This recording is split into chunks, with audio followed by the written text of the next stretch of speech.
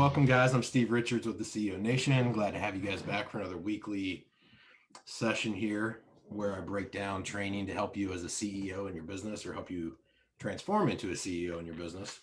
And for those of you, I see some new faces or names here in the participants list. I want to welcome you guys. What we do here at the CEO Nation is help entrepreneurs on their journey from just being working in a business to owning a business that works for them and designing the kind of business that will allow you to build a lifestyle that you're looking for so that your business gives you time and money instead of taking your time and money. And we see a lot of people that think they own a business and they just own a job. And because they have tax IDs and websites and bank accounts and even employees and clients and revenue, and that feels like a business, but those are things that a business has or does, not necessarily those aren't the things that make a business. And so systems and processes and teams and planning and goals and organizational structures, I mean, all of that stuff is business. It's the good part of corporate America. So a lot of us entrepreneurs hate corporate America, but what we really hate is the bureaucracy, right? And just the red tape and the management styles, or maybe the way clients are treated, or maybe we don't believe in the product or the service. We don't believe in the way that people are treated. And so we kind of throw the baby out with the bathwater. But the reality is, Fortune 500 corporate America type companies, they do a lot of things right. In fact, more so. And many of us are running away from that kind of thing instead of running towards something when we start our businesses.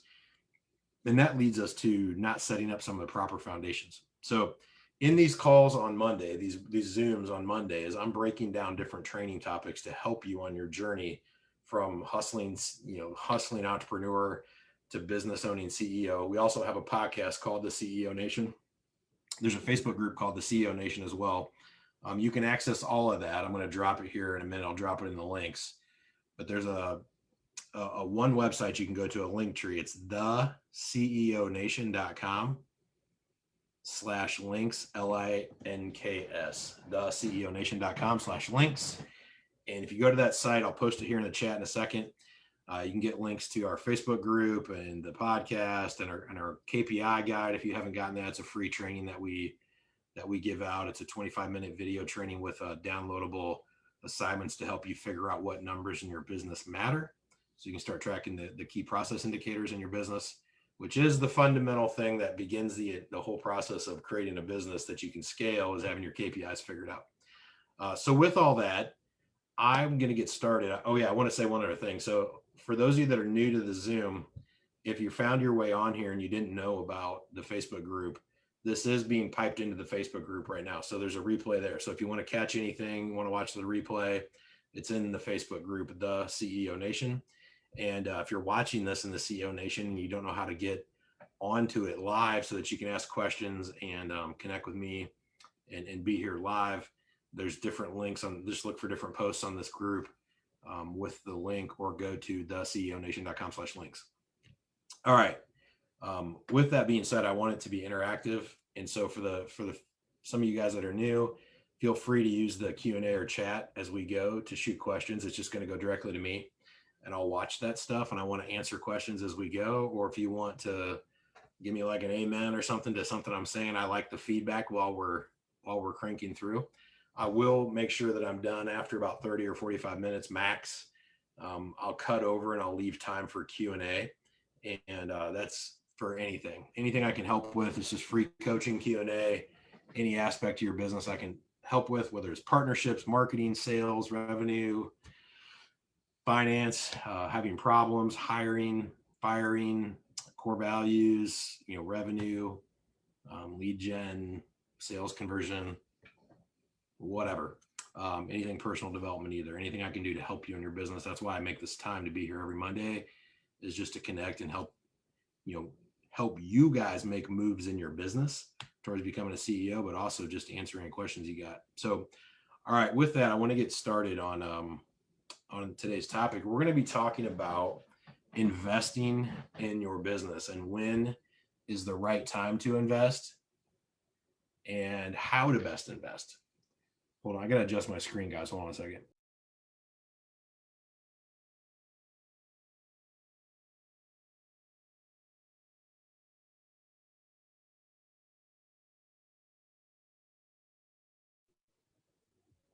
All right. If you guys are having trouble, my screen seemed like it was kind of locking a little bit. Just let me know if you guys are having trouble hearing or seeing me.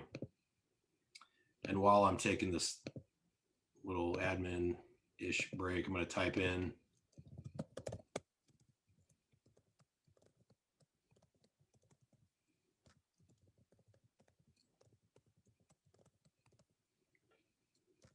All right, cool. That link is in the chat. I sent it to all you guys. And I also put Bobby's contact info in there. Support at the CEO Nation. If you guys need anything, you can hit him up. All right, cool. So with that, I'm going to be doing on this Thursday at 9 p.m. Eastern, I'm going to be doing a webinar where I talk about how to invest in marketing and people. And it's something we've been working on for quite a while. And we've got a core product called the 4 Pillars of Freedom. And well, especially over this last 18 months with coaching students in our own businesses, people have been really on high alert on how to invest in their business and been really leery about putting money into their businesses, especially when your business may be having a little bit of trouble or it's not as profitable as you want or the revenue is a little low. It's kind of hard to know when to put money into the businesses. So what prompted today was I'm just going to give kind of a more high level talk, but just so you guys know, I'll put a link in here too to that. But this Thursday at 9, I'm going to do a breakdown, a whole training where we talk about the best way to figure out how to invest in people and marketing. And I'll just tell you guys this, what we've found over the 23 years I've been in the business world now is that there's a lot of different ways to spend money on your business. Not all of those are investments. Some of those are just expenses. But when we look at things, many of the expenses should be looked at as investments. That doesn't mean that every time we spend money, it is investment, because an investment, we're going into that, even if it doesn't work out, we're going into expecting some kind of return, right? Whether it's some of our time back, or whether it's getting more business done, or whether it's making more profits, or whatever that case may be. But the point is, we spend money on things like software and offices and training, administrative support or office supplies. I mean, there's a million things that we spend money on, but kind of in the hierarchy, all the way at the top, there's two things that have to work in coordination with each other. And that's investing in marketing and people.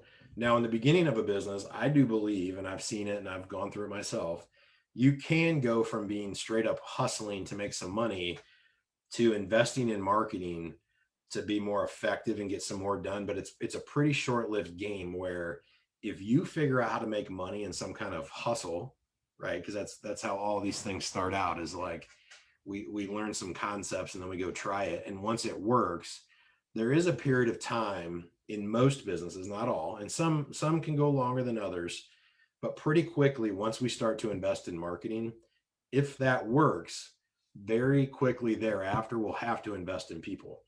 And so typically the investment in marketing comes first, but it always comes in correlation with another investment in people. And then it goes back and forth. And then all of a sudden they need to work in concert with each other, these two investments. So if we get way too many leads and too many deals going on and we don't have enough people on our team to deal with it, we're just wasting marketing dollars, as well as we potentially are making ourselves so busy that we're not even going to get as much business done as when we only had a few opportunities or a few clients and we spent all of our time focusing. We're more like ninja, able to spend all this time on a handful of opportunities, and we close some of that down, we make money on it. But what can happen when we start to invest in marketing is that we have even more opportunity. Now we're kind of dangerous too, like a hypochondriac that finds WebMD. We have this whole new world of like, oh, I've made money now. I kind of think I know some stuff. And so then we invest in marketing. And typically in the beginning, we don't invest correctly. We don't know what we're getting into. We don't know what we're hoping to get out of it. We just know it's going to bring some leads in. And I'm not going to get into it today. That's the kind of thing I'm going to talk about Thursday. But there's 2 or 3 different dynamics in marketing that you have to understand. And cost is one, but response rate is another, because sometimes we invest in certain kinds of marketing that's really cheap, but it might bring back a huge response. And it takes a lot of people or effort to filter through that to get down. Or we might spend more money to get a more focused, more high quality lead, that takes less man hours, but it costs more of a money investment. So there's always this trade-off between time and money investment into marketing and people.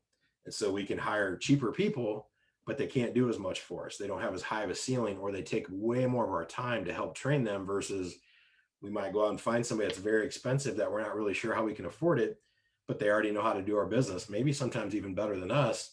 And if you have an ability to make some smart decisions and take calculated risks, potentially you can come out of the gate and spend more on higher quality leads and more on more experienced and knowledgeable people, and be able to generate revenue and earn your investment back quicker, and then have a higher ceiling on where you can go with your investment.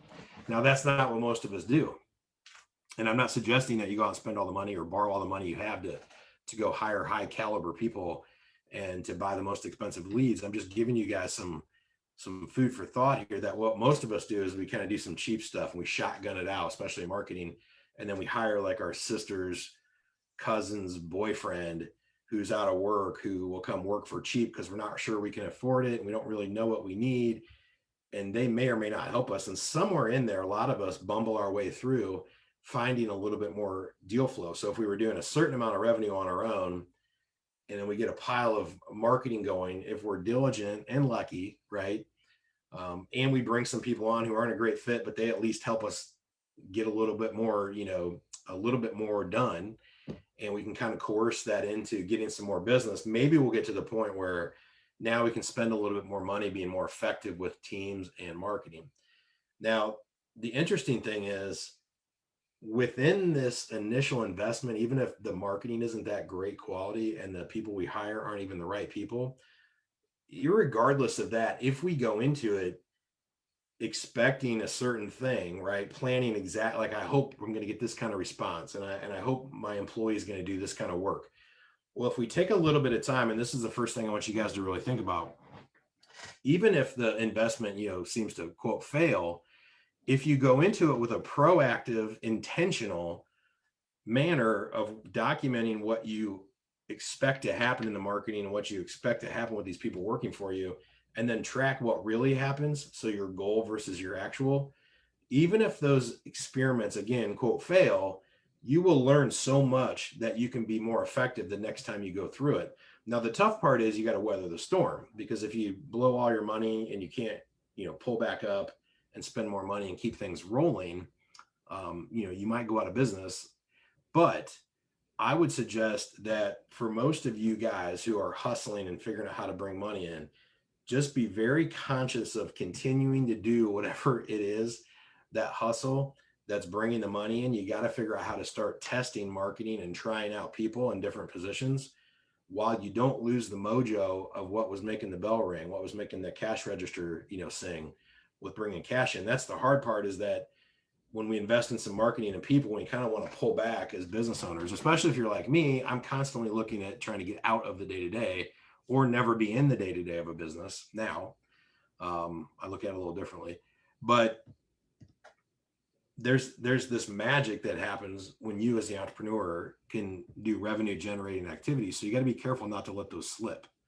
So in the beginning, I would suggest that, administrative help, or some kind of support type help is the best thing to go to, and where you can keep yourself in the front lines working with leads and selling and negotiating with clients, because those are the harder things to pull out of your business, as far as like build roles, responsibilities, create a training program. Sometimes it's more expensive to bring those kind of people on, even if it's commission only. They earn a lot of money when they're good. Those are the types of things you should try to hold on to. And so, again, circling to looking at investing in marketing and people, what I was originally saying, this is a perspective shift. There's two of these that I think will help you guys.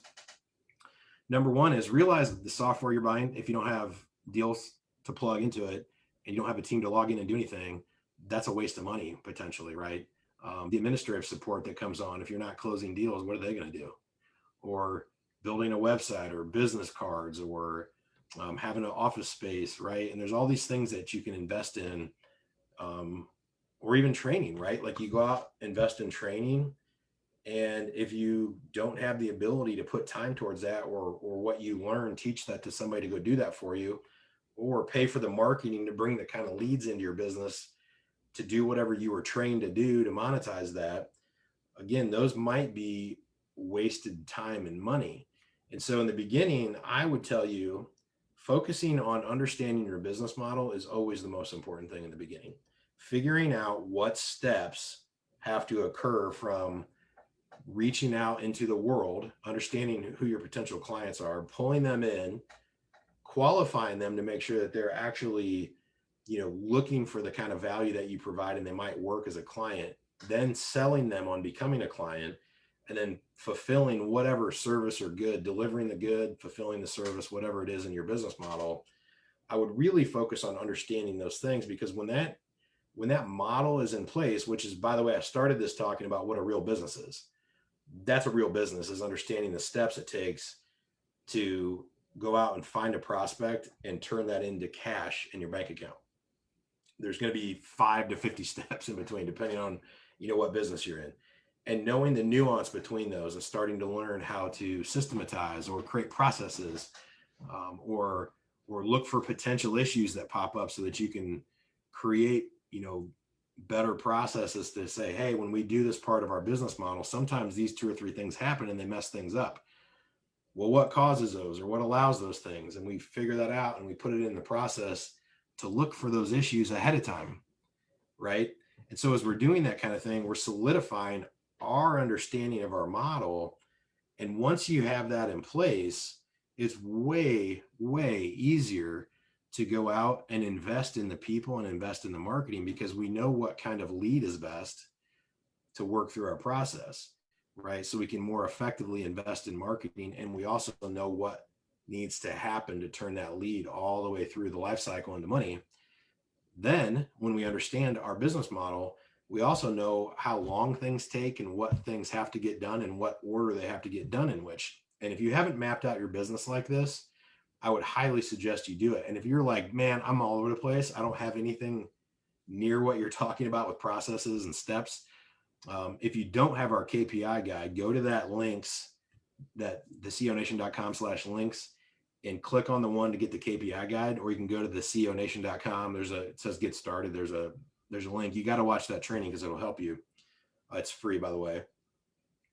But just to kind of like jump into a little bit of what is in there is for folks who don't know what they're doing yet with KPIs, the key process indicators, the metrics in our business, the numbers that matter. What I'm talking about is understanding, if you're hustling and making money right now, just start writing down what you do every day. Every hour of the day, write down what you did for that hour and put a reminder on your phone and have it go off once an hour and hit, just repeat the 1 hour timer when it pops up, and just document what you did. And after several weeks of that, you can go back and you should be having a weekly meeting the same day, same time, same agenda every week. And in the beginning, one of the things you may be doing in a business is just looking at your timesheets, we'll call them, right? What did I do? How long did it take? And then I start to process, well, what worked, what didn't work? Well, which one of these steps are similar to other? And I combine them and I start to figure out, oh, now I can start to see a blueprint of how I make money. I have to do certain things in lead generation to get prospects. Once they come in, there's ways that I filter them through qualifying and I put them through a sales process. And you may not have an exact process in the beginning, but you learn later, well, I should say this kind of thing to this kind of lead, instead of this other thing I might say that pisses them off. I say this one thing that people tend to like. You just learn that stuff by doing it, right? And then you document it. You write down, talk to leads, qualify, you pitch and do sales, and then you negotiate and you create contracts, and you'll run into problems and you start to say, I need a better contract, or I get someone that wants to give me money. I don't even know how to collect it. Should it be PayPal? Do I need a merchant account? Do they write me a check? It's all these funny things that happen in business, but all this stuff is actually building a business. And so once I understand that, again, going back to what we're talking about today at a high level, is I can start to look at like, man, there's 17 steps in my business, and each step has 2 or 3 activities. And there's certain administrative, there's certain sales, and there's certain executive level. And I start to like group the things that have to happen. and how many hours does it take to do each of these things? I'm building this model out. I know this sounds kind of crazy. Thursday at 9, I'll break it down a lot better because I'm going to use a PowerPoint. We'll go through some bullet points, but just understand this. Doing what I'm talking about right now, mapping out, and if this will help you, start with lead generation, sales, and fulfillment. Those are 3 buckets. And underneath each of those buckets, start to write down the activities that happen and write down how long they take. And you'll start to realize what kind of people you need to help you on your team. Because if you start to write things down that need to happen and you know how long they need to take, and you start putting those into your calendar, like blocking time in your calendar to do those things, you'll realize if you've got your whole week blocked out, but you still have a list of things that need to get done, you can start to look at that list and realize, oh, I don't have enough time in the day. Most people don't do this. They just, in the beginning, when they're hustling, they're just grinding and they just do, work. And they get to the end of the week and they just hope some things are done. If you can intentionally map out what it takes to create money in your business and which steps go before the other steps, and once one step is over, what comes next, just start to write that stuff down. Trust me, even if you guys, some of you guys are doing a lot of business that I can see your names in here. And if you haven't done this in a long time, I'm suggesting that you do it. What really has to happen in your business, even if you're not full-time in your business, even if a couple of you guys I know have day jobs that I see on here, and you have maybe your business is on the side, or you own a portfolio of real estate or something like that. When you look at this, no matter what it is, even if it's not your primary source of income, it's still a business. Certain things have to happen. Even if you're relying heavily on other vendors and you don't even have your own team, you're still fulfilling positions. There's still things that need to get done. There's money that needs to get spent. That money should be returning some kind of investment. There's some kind of reporting that needs to be done, right? There's some kind of prospecting to find the opportunities to come in. There's some kind of vetting to work through those opportunities and turn those into clients or into assets for which your business needs. And then there's some kind of fulfillment, even if you're hiring a third-party vendor to take care of things for you.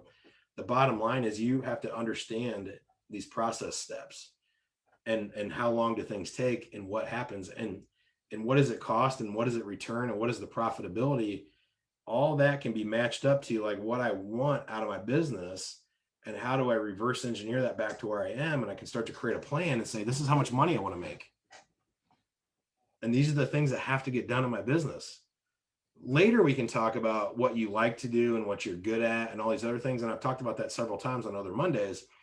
But anytime you're spending money in your business to do anything other than invest in marketing or people, just realize those are heavily dependent on deal flow and people. And in the beginning, your deal flow might be you networking with some people and spending no money on marketing, and your people might be just you, and that's it. That's okay. You got to start somewhere, right? But as you start to learn, become a student of the game, and you learn to take these opportunities that you have and you learn how to monetize them into cash, you'll start, and you're tracking what you're doing, even though you're the one doing all of it, you'll start to see like patterns of things that you can dump off to a virtual assistant, or maybe you can hire an executive assistant, or maybe you can hire a leads qualifier to just talk to your prospects and decide who is worth you talking to. Maybe you can hire a closer if you're not great at sales, who can come in and take a client or a prospect who's been qualified and close them down. You might even be able to hire that out as like a third-party person that doesn't even work for you. It's just a contract basis, and say, look, I'm going to put qualified opportunities in front of you, and I'm going to pay you X% commission on every deal you close. We see that a lot in our real estate businesses. And we start to understand these steps, and we're not going to do everything forever, or we're going to get burned out, or our business is going to stay really small, or it's going to stay small, then we're going to get burned out. one or two, or both of them will happen. And so if we want to build something we can step out of, we've got to master the craft. And every time we're spending money, just realize if you're spending the appropriate amount of money on marketing, and then in concert, a proportionate amount on team, so that those two things are growing. And the only way that works is you really understand how your business works. you can start to generate more and more revenue. And if you hold your profitability as more revenue comes in, and don't kid yourself, don't tell yourself, I'm sacrificing right now, I'm not making a profit. I got cash flow and profit's going to come later. I'm investing in my business. I'm plowing back in my business. Just realize when you're saying things like that, sometimes we do that to pacify ourselves because we're not making money. You should be making some kind of profit in the beginning. Even if not, you're just paying yourself something for the work you're doing. Even if there's no money left over when it's done, you should be cutting yourself a check. If you're in a business right now, and I know there's some exceptions to this, but most of the people that are in a small business, and they're trying, most of you guys that I see in here, the businesses, you would have to be very sure of what you're building and where you're headed if you're going to invest in a business for more than 3 to 6 months and not make any money. That's a long time to go into any small business that you're going to start and run or grow. So I would understand, where's my break even if I'm going to be investing more than I'm going to be making. Most of the businesses that many of you guys will start or are working in should be able to be profitable from the beginning, for the most part. There may be 90 days of cash investment, maybe setting up some people, but in our business, this is another key takeaway I want you guys to write down if you're taking some notes today. We don't have the luxury as small business owners to have marketing and people investments that aren't going to break even or start to return a profit within 90 days. If you're making a long-term investment that's more like 6 months or gosh, heaven forbid, more than that, where you're not going to see the money back, you better be like 99% sure that this is going to work and that you have whatever money you think you need to float during that time. I would probably try to have 50%, 1.5 times the amount of money you think you need to get past that 6 month or whatever it is.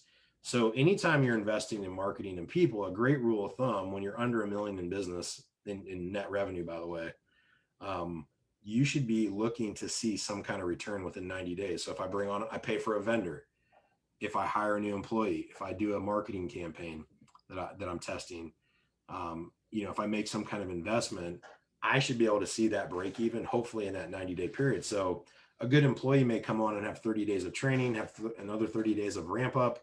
But during that, that 60 to 90 days, that's when they should probably be taken off and beginning to at least break even, if not make you money. Same thing with marketing. If I'm going to invest in some kind of marketing campaign and I don't see leads coming in within 30 to 60 days that I can close within 30 to 60 days, that they're in the pipeline and ready to become cash, so on average 90 days or less, I'll be really concerned about investing in that marketing campaign. And maybe it's a sign that you should back that up a little bit and be looking for different kinds of investments. There's a lot of ways to do contract employment with people, and there's a lot of ways to buy, higher quality leads or to participate in business by joint venturing with other people, depending on what kind of good or service you're doing, or, just drop shipping somebody else's product if you're, on an Amazon store, or, if you're in real estate, maybe partnering up with, if you're just bringing buyers to the table and wholesaling and you're finding someone who's already got a deal, or you're focused on bringing deals in, and then you have real estate agents you're paying maybe to bring the back end buyer, something like that. But there's ways to partner outside of yourself to get things done within business. And I would be looking to do that in the beginning. Now, listen, every time you do that, you make less money. So like in our real estate business, a lot of you guys know we have a wholesaling business.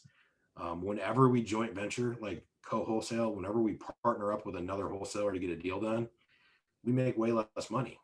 I mean, there's times where someone doesn't know what they're doing and we step in, we renegotiate everything, and we get a deal we wouldn't have got. So it's nice. But in general, it's always better when we control all sides of the deal. We bring the opportunity in, we turn that into a client, and we fulfill the client, and we bring in the revenue and thus collect the profit. So when we can keep that in-house, where we invest in our own leads and we have our own team working those and fulfilling that, that's always the best setup. And so just a couple things here. I'm watching time. I'm gonna wrap this part up, and then if you guys have any thoughts or questions, feel free to drop. I don't see anything popping in yet, but just realize this, that the two most powerful investments that you'll make in your business are people and marketing. And they're investments, not expenses. Again, like I said, we're in a small business sense, we're probably looking, we should, if we're spending, writing the check or running our credit card, we should see how we're going to get that money back, if not more, within 90 days or less. It should be providing some kind of return on investment, which would more than likely should be a break-even point in the, actually, I'd like to see it in 60 days, but 90 days max. And from there, it's profitable to have this marketing or this person. Next, remember that most other investments, meaning expenses that you make in your business, will be more profitable if your lead flow and your team is invested in properly. And so I can have the best CRM software ever and the best awesome accountant team ever and the best office administrative staff that I'm spending money on all that and the best documented paperwork for my attorneys and have all that set up. And then I can even be investing in a great team. And if in tangent with my team, I don't have the right deal flow for marketing, all those other investments I just talked about are going to suffer and they're basically wasting money. If I invest too heavily in deal flow and I don't have the team in place and I still have all these super awesome infrastructure pieces, it won't matter because I won't have the manpower to answer the phone and I won't have the manpower to sit down and talk to folks. And so you've got to figure out that balance between investing in marketing, investing in people and team. And in the beginning, if it's just you can only invest a little bit. You got to be very effective with your marketing, but you can test things out because you're going to be the one who answers the phone and closes the deal and does the contract and delivers the good or service on the back. And you're sweeping the hallways as the janitor, right? And so just understand as you grow, those two things have to work in concert with each other, the team and the marketing. And by team, I don't mean W-2 employees. I mean anyone who you spend money on, another person, whether it's a company, a vendor, a contractor, an employee, a partner, by giving them equity or half of the revenue, whatever. Anytime money is getting taken away from what you're doing and some other person is involved in your business, that's what I mean by team. More commonly, as we grow our businesses, it'll be a 1099 contract employee or a W-2 wage earner that we employ. But just remember that those investments will dictate how effective your other investments are. And while I'm on that topic, I want to say this because I know a couple of you guys have talked to me recently that are on this call today about investing more effectively in marketing because your teams are kind of ramped up a little bit and you're investing in marketing. Just realize this: you have got to study, you got to hone your craft and study your art, the science and the art of whatever it is you do, to the point where you know how many leads a salesperson who's full-time or whatever you have access to, what is the maximum amount of opportunity they can deal with on a weekly basis, maybe monthly basis, but most of it's probably, we look in weeks. If you have a month or longer turnaround sales cycle, maybe you look at it differently. It's just how many leads, I would call it like a lead bank. How many opportunities or leads can a salesperson have at a given time? If they have too many, they will start to produce even less. There's a sweet spot where it's just the right amount of people. If they have way too few, they'll be bored, frustrated, not making money, and it's an issue and it demotivates them and they're not on top of their game and they're not learning and they're not happy and they're not earning. But when we go too far the other way and they have too much going on, now they start to think differently and they're in a rush. And many times they're not taking the time to connect to a client, to negotiate and pitch properly. So now they're way too busy.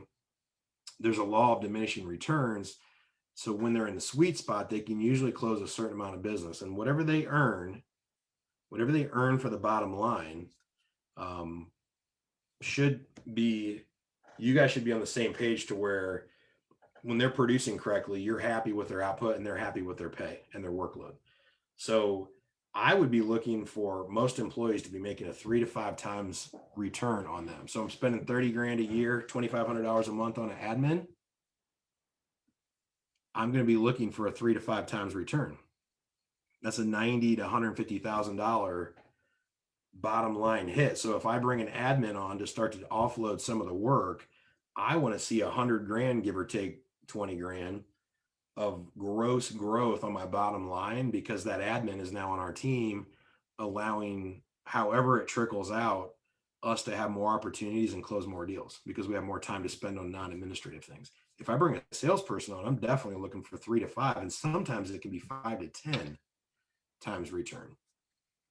So if I have an investment of, say, in our wholesaling business, because I know that resonates with several of you guys that are on here, if I have a guy that can throw $1 million in gross revenue on the bottom line in a year, which is a really good acquisitions guy, by the way, and I'm going to give him 10%, he's going to make 100 grand or more. Probably at that level, the way we see it is in our business, there to hit that mark, it's pretty hard to be able to produce 100 or a million gross, especially in Indianapolis. But when they do that, there's bonuses in place, and so they make even more than that, so more than a normal 10%. But I'm looking at that as an 8 to 10 return. So it's even better when it's part of the deal, right? So they get paid out of the deal, so I don't pay them anything unless they bring money in. But somebody can have a really legitimate job, 6-figure opportunity, by coming in because we're putting the leads in place, we're putting the training in place and the infrastructure. And when they acquire property, we can take it down and renovate it, or we sell it to another investor, whatever the case may be. We do all this other stuff and we can focus them on closing deals. But the point is, in a wholesaling business on the acquisition side, I'm looking at a 5 to 10 times return for what that person's going to make on the gross growth on the bottom line. Now, similarly in marketing, just to give you guys a couple quick numbers, I'm looking very similarly. If I can't make 3 to 5 back on a marketing dollar in the next, I want that money to start coming back in 90 days and break even potentially. But if I can't see in 6 months that, because a lot of times, especially for a lot of you guys are real estate today, like usual, many leads come in, they're not ready, and then we have to follow up with them, and they come back around, they call us, 6 months later, whatever. So there is this over time, your investment returns more and more and more if you're good at follow-up.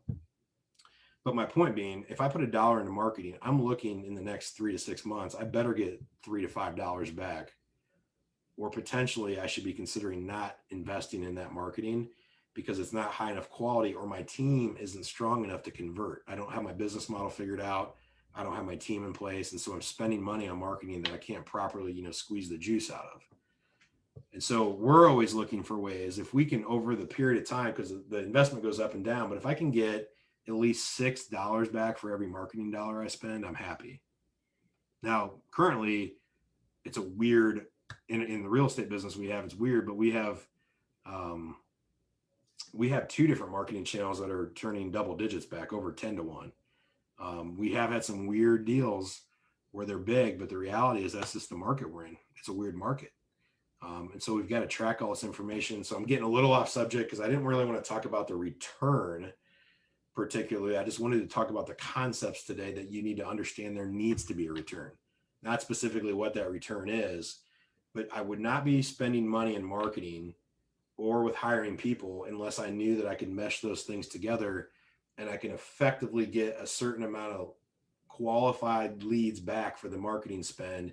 And I have the appropriate amount of team to work those leads and convert that into business. And altogether, I'm looking to get a 3 to 5x return on the marketing and on the people. That is how I can guarantee there's profitability in my business, and I don't create something that snowballs with revenue, but I'm not making any money. And so there's a book called Profit First, if you guys haven't read that, by Mike Michalowicz. It's a really, really good book. It helps you understand profitability. In fact, I think in our Facebook page or our group, if you search Profit First, I can't remember how to spell Michalowicz off the top. It's M-I-C-H, but I did do an interview with him. That's on our podcast on the CEO Nation. You can check that out. But I'm pretty sure that video is in the Facebook group as well, where we did a summary of the book. And so in 45 minutes, you can watch that instead of read the book. But the book is really, really good. But the point is, when you build profitability into your model, as Mike teaches you in Profit First, or you lay out a business model so that you understand your processes and systems, like I've talked about many times with you guys, my ability to invest in people and marketing is greatly enhanced. So, all right, that's about all I'm going to do today. I know it's really technically a holiday. I'm glad to see all you guys that got on. I am going to, while I'm waiting to see if you guys have any questions, let me get out here and grab you guys the link for Thursday. Go ahead and pop. Let me know what you guys think about things while we're doing this. Give me a second to admin my way around here. I'll get you this link. So that's this Thursday. It's Eastern, 9 o'clock. I'll be doing that, where we talk more in depth about how to invest in marketing and people. What'd you guys like today? What'd you guys not like? What questions? Open it up for anything in your business. I'm down for whatever you guys want to talk about right now. If there's anything I can help you guys with, or you guys can tell me how your business is going, since we're unbelievably over halfway through the year. Kills me. I don't know where time flies. Give me 30 seconds here, guys. I should have this link ready.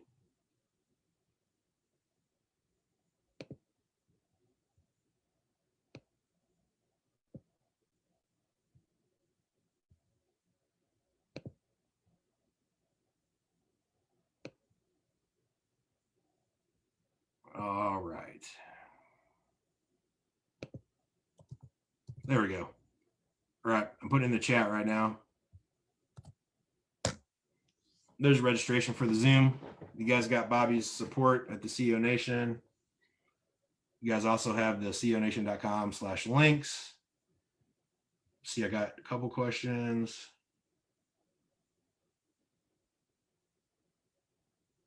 All right. So Jamie says, I've been investing in my team for many years. And I think I'm paraphrasing what you said here. So Jamie's been investing in his team many years. He's always invested in marketing, but he's never linked the two together. What's the rule of thumb? So Jamie, I'm not quite sure what you're asking here, but I think when you say what's the rule of thumb, like what's the appropriate proportion? And if so, if that's not the case, just chat back in and tell me.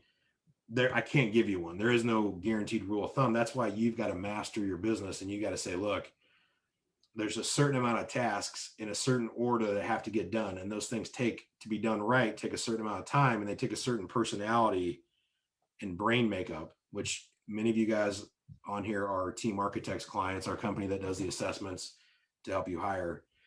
So you guys know what I'm talking about there. But I start to understand my business. It's kind of like the Matrix, if you guys have seen that, where the zeros and ones start falling.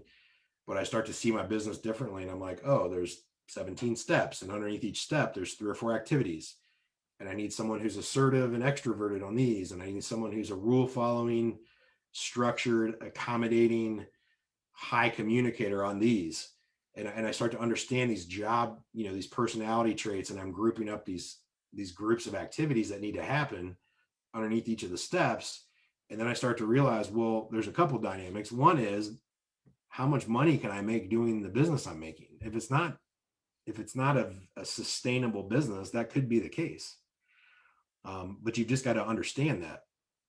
But for most of us, there's probably a going rate for a salesperson in your industry. There's a going rate for an hourly administrative person. You got to take that into consideration. But you start to look at how many hours does each task take, and can I hire someone full-time or part-time? What do I need? It's this process you follow to think through, group people up. You start to create positions. And I will tell you that if you're in a business which is pretty commonly known by other people, and there's a lot of people doing it, you know, success leaves clues.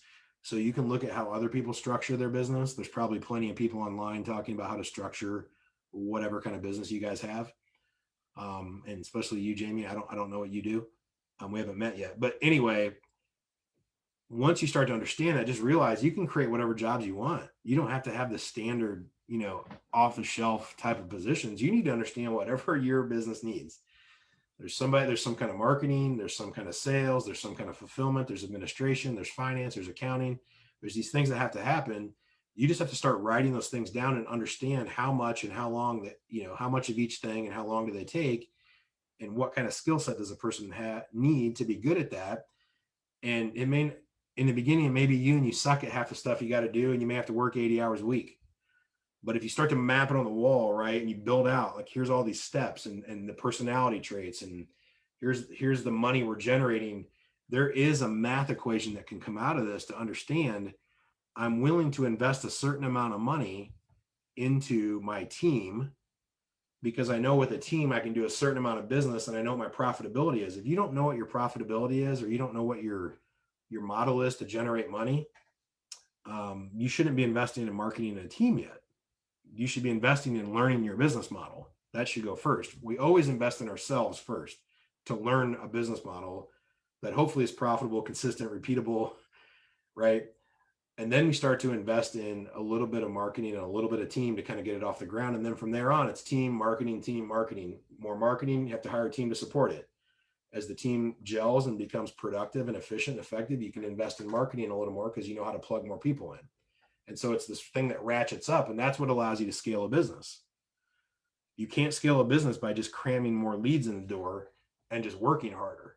Usually things start to break. Like I said, you get too busy and you don't call people back, and you don't deliver as well as you used to, or you start to have problems, and you probably won't make, you're spending more money and now you're making less money. It becomes a sink the ship kind of thing. So you really got to understand those dynamics. So Jamie, hopefully that helps.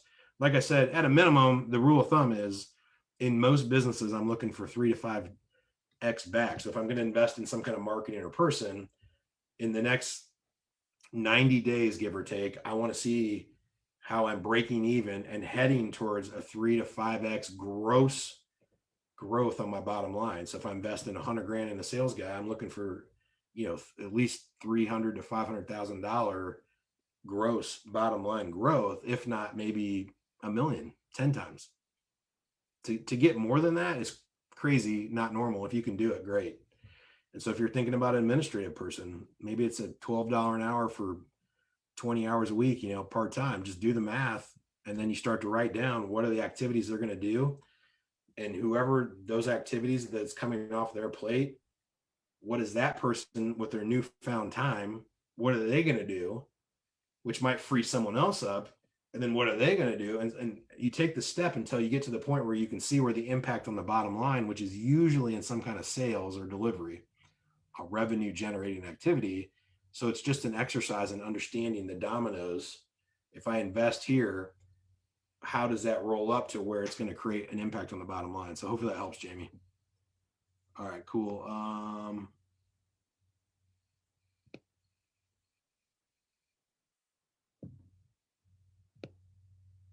Yeah, it's cool, Chris. I think I just answered your question. If I didn't, let me know. It's basically the same.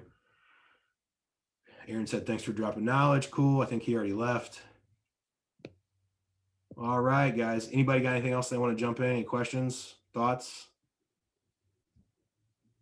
You guys got the link out there to get registered. If you don't mind, do me a favor. If you guys enjoy this stuff, just share the link with anybody that you think that's in a business owner position or an executive or entrepreneurship position, and they might be investing in people or marketing, because I want to get more and more folks on there. I'm excited because we've got quite a few new things coming with the CEO Nation. So that's going to be really fun. I'm going to start talking about some of those on Thursday. We'll be back next Monday. You guys hit me up. I'm connected to a lot of you guys personally. You can just hit me directly, or if you need something quicker, hit Bobby up at the support at theceonation.com. And if you want to talk about coaching or any of our training products, you can always do a strategy session. That link is at theceonation.com/links. That link is in the chat as well. It's good having you guys. Have a good 4th, and we'll be talking soon. Take care.